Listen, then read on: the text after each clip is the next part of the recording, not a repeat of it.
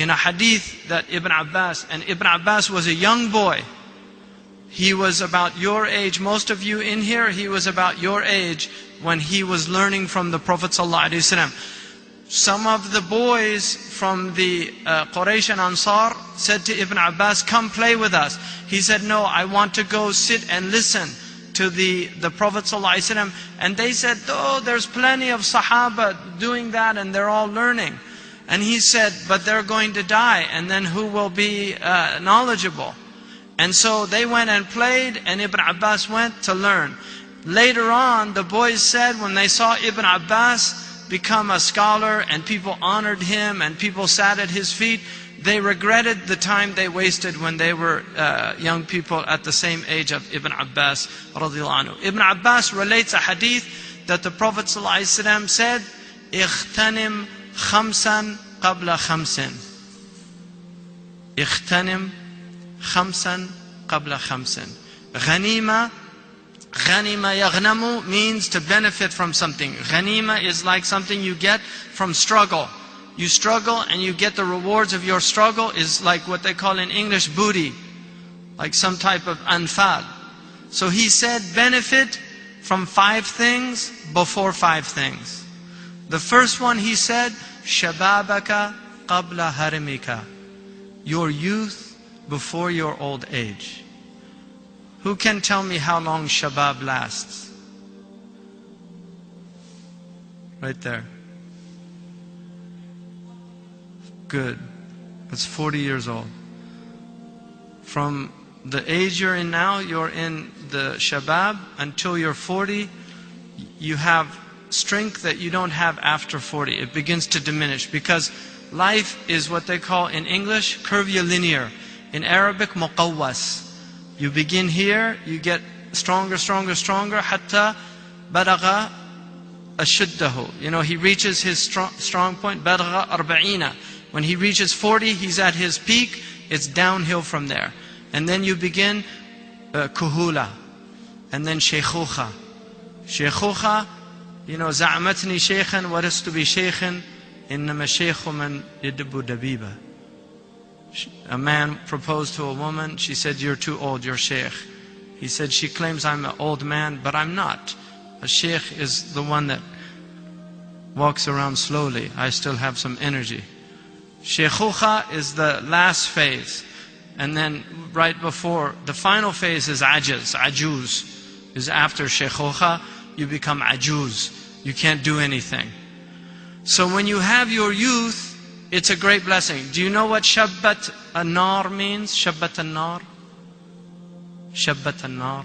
You don't know? Shabbat an-nar. Ishta'alat an-nar. Shabab is from ishti'al. It's the time you have fire, you have energy. And you have to use that energy for good. Don't waste your life. Don't waste your time. The Prophet ﷺ warned us about ida'at al-mal, wasting wealth. The next one he said was صحتك قبل سقمك. Benefit from your health before your sickness. If you, لا قدر الله, may Allah give you all عافية, يمتعكم بالصحة والسلامة ما دمتم أحياء. But if you get sick,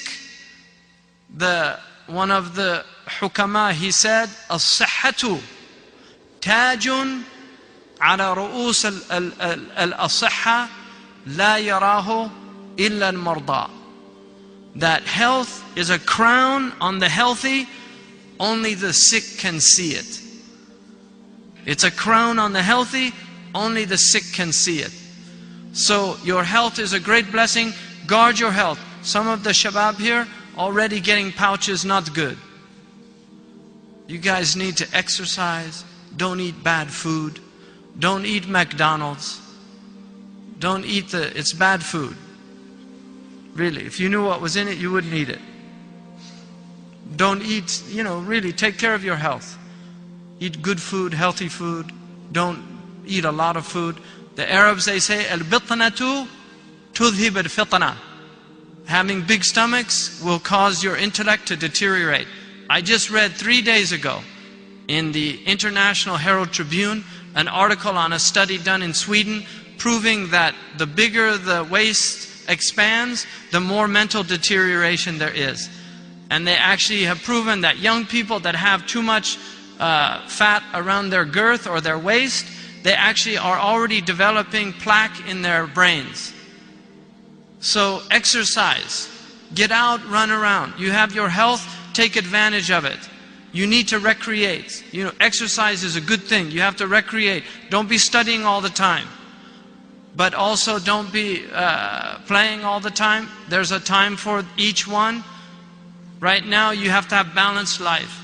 And then he said, sallallahu alaihi wasallam, he said to benefit from your malaka qabla faqrika.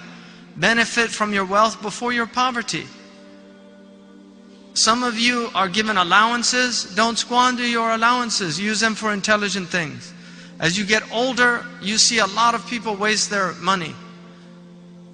Wallahi, I was just in Mecca and Medina, and the amount of food that is wasted from people in those hotels. They go to the buffet and they pile their plate, and then they leave their plate at the table and like it's nothing. Israf. Kulu washrabu wala tusrifu. Eat and drink, but don't be wasteful. Don't be extravagant. Innahu la yuhibbul musrifin. Because God doesn't love people that are extravagant or wasteful. My wife and I, we took food every single time there was food left over. We took it down, and there were poor people on the streets of Mecca that were so happy to get the food. Don't think there's not people here in this country that if you brought them food, they wouldn't be happy that you gave them food. Wallahi. So really recognize the sacred trust of having blessings. Some of you come from wealthy families. Don't squander your parents' wealth. Utilize it on good things. There's orphans. You can pay $30 a month. My wife and I have an orphan in Indonesia. We get letters from this orphan. $30 a month, supporting an orphan. You can do that. Things, simple things that you can do at your age. Now. And then he said, فَرَاغَكَ قَبْلَ شَغْلِكَ اغْتَنِمْ. Utilize your free time before you're preoccupied. You're young people now, you have a lot of free time. You have a lot of free time. You're young people, but your free time is going to be lost. You won't have it forever. You'll get preoccupied. Sayyidina Umar said, تَفَقَّهُ قَبْلَ أَن تَسُودُ. Learn fiqh. Learn how to live before you're in positions of authority. We have ministers in many countries now, not just Muslim countries. In the West, you know Dan Quayle, he was a vice president in the United States. He misspelled potato. It's a famous story. He wasn't very bright. You know what he said when he got elected vice president? If I knew I would have got this far, I would have studied harder in school. You don't want people in positions of power that are not educated. You don't want doctors that didn't study hard. We have doctors now that cheat on their examinations. They go to school, they don't study, they cheat. Now how is that going to be when you go to get surgery and the doctor doesn't know what he's doing? And that's why the number 4 cause of death in the United States is from doctors' mistakes. Number 4, according to the Journal of American Medical Association, the number 4 cause of death in the United States is iatrogenic diseases, doctor-induced diseases, misdiagnoses, giving medicines people don't need, mistakes they make in treating the patients. You don't want doctors like that. You want doctors that know what they're doing, that studied hard. You know what they call a graduate from a medical school who got D's all the way through when he graduates? They call him doctor. And he might be your doctor. So you don't want to be that type of person because you have a trust to benefit from your time. Don't waste your time. And then he said, وَحَيَاتَكَ قَبْلَ مَمَاتِكَ. Benefit from your life before your death. You have a short time here. You don't know how long it is. Maybe 20 years, 30, 40, 50. Maximum, you're going to go maybe 100 more years, maximum. 120, people don't live beyond that, very rare. for somebody to exceed 120. Most people now, average death is between 60 and 70 years globally. The Prophet said, أَعْمَارُ أُمَّتِي مَا بَيْنَ السِّتِّينَ وَالسَّبْعِينَ. It's a miracle of the Prophet, because he said the lifespan of people after my religion starts until the end of time will be between 60 and 70 years. That's a miracle of the Prophet ﷺ, that he didn't need to do statistical studies to find out the mean, the median, and the average lifespan. Allah told him how long people were going to live for his ummah, which means Muslim and non-Muslim, because it includes everybody after his message. So he said, أَعْمَارُ أُمَّتِي مَا بَيْنَ السِّتِّينَ وَالسَّبْعِينَ. So most of us will live between 60 and 70 years. It's a limited amount of time. My suggestion to you, don't watch television except maybe on the weekend, and then watch things that are worthwhile. I wouldn't just watch waste things. If it's a film that has some good meaning or something useful, or there's a lot of interesting National Geographic and other programs that you can benefit from. Some of the programs that use good Arabic, you can learn Arabic. So there's even some of the cartoons and things are using Fusha, that you can benefit from that. But don't waste a lot of time doing that. I wouldn't watch television during the week, because you have to study. And then the time that you're not studying, instead of watching television, you should be out kicking a ball around, getting some exercise, exercising your body, visiting your friends, doing intelligent things with your friends. These are the things that you should be preoccupying yourselves with. And I'll finish with a story I told the girls, all right? Because it's useful for you as well. There were three fish in a lake. One fish was brilliant. The other fish was intelligent. And the third fish was ahmaq. Samakun ahmaq. A stupid fish. All right? And one day, the lake wasn't big. One day a fisherman came and he started casting his net. So the intelligent fish, the brilliant one, he said, it's time to head for the sea, because the lake is too small and we'll get caught in the net eventually. So he left, went to the river, down to the sea. The smart one, he said, that's the most intelligent fish in the lake, and if he's heading for the sea, I'm going to head for the sea. The stupid one said to him, it's a long journey to the sea, and it's a big lake, small net. We should just stay here, enjoy what we have. Nothing much has changed. He disagreed, he took off for the sea. So the third one, the stupid fish, he got caught in the net. And then the fisherman took him out and he was frying him. And in the frying pan, as he was frying, he said, if I ever get back to the lake, I'm heading for the sea. Okay? So, don't be like that last fish. Life is a journey to the ocean. You're not meant to just stay in your limited understanding. Expand your mind. You don't get trapped in the trivialities of, in safasif al-umur, the Arabs call it, low things. Terbisu iblis. Don't let these dark forces pull you away from your higher calling. To be productive, intelligent, human being that actually has something to add to the world, and you're not just filling space.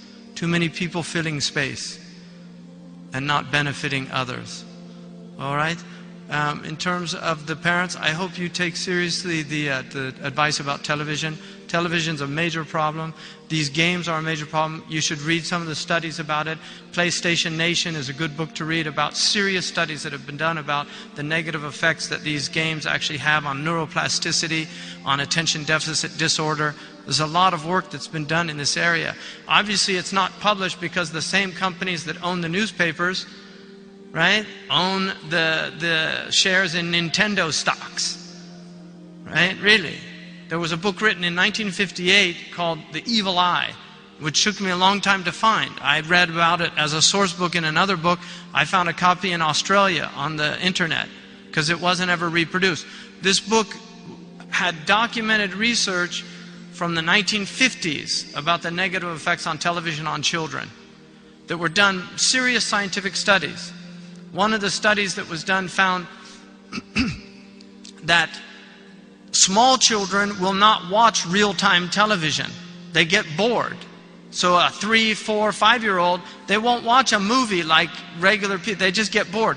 So that's why if you look at children programming, it's speeded up. It's not in real time. So Sesame Street, it's all quick things, changing images. Now we have the MTV phenomenon, which is children that grew up on that type of programming cannot watch normal films. If you watch a film from the 1950s, they're very slow. If you watch them from the 40s, they're very slow. They're driven by dialogue, not by movement. Now, all the films are driven by quick moving, car crashes, bombs exploding. It's all stimulation. Because young people can't watch. If you watch plots like Crash, older people that watch those films can't even keep up because it's just too fast for them. This is what's happening.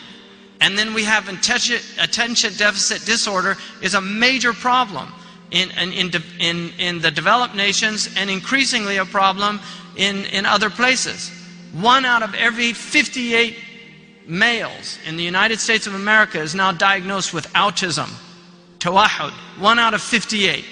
It's a disease that wasn't even identified until the 50s, and very handful of people. Now, since the 1980s, there have been a massive explosion of Asperger's disease, autism, and you're starting to see autism now in the Arab countries. Children are overstimulated. They're becoming hyperactive because you're putting them in front of all these interactive things, so they can't sit in a classroom without fidgeting and getting completely, their train of thought is lost. They can't concentrate for long periods of time. They won't be able to read books. A book like the Brothers Karamazov in English literature is a long book. There's a lot of plot changes. There's a lot of characters that you have to keep in mind. If you've ever read Russian literature, you have to memorize several names to keep up with what's going on. And some of the characters have 3 or 4 different names. You won't have students that are able to read that. They won't be able to read the great literature of the Arabs, Mutanabbi, Badi'u Zaman al-Hamadani, al-Hariri, Ibn Muqaffa. They won't be able to read the Hamasa, Ibn Mubarrad, any of these things, because it takes directed thought to do that. So there's a massive responsibility now, and you can't just be like sheep that kind of accept everything that happens and just, يعني خلاص تقدم. So a lot of these things are not progress. They're quite the opposite. There's a study going on right now. It's a major long-term study on the effects of cellular phones. But the American Association of Pediatric Physicians says that children, before their skulls are developed, shouldn't be using cell phones because the skull is too thin and the radiation is reaching their brain at higher levels. We don't know if they're going to have tumors in 10, 15, 20 years because this is a guinea pig generation. And we have something which is called the cautionary protocol. The cautionary protocol, which is used by Europeans and Canadians, and the Americans just because of our kind of capitalistic enterprise and stupidity, refuse to follow that cautionary principle. The cautionary principle states, if you're unsure about the harmful effects of something, then you should have precautionary measures before you actually do it until you find out whether or not it's harmful. If in the volcano in Europe, that was based on the precautionary principle because the Europeans practiced that. A lot of the American commentators were saying they should have let the airplanes fly, but the Europeans were saying no, we don't want to risk airplanes crashing and people dying because we're not sure the effects of these the volcanic ash is going to have on these airplanes yet. That's intelligence. It's intelligence.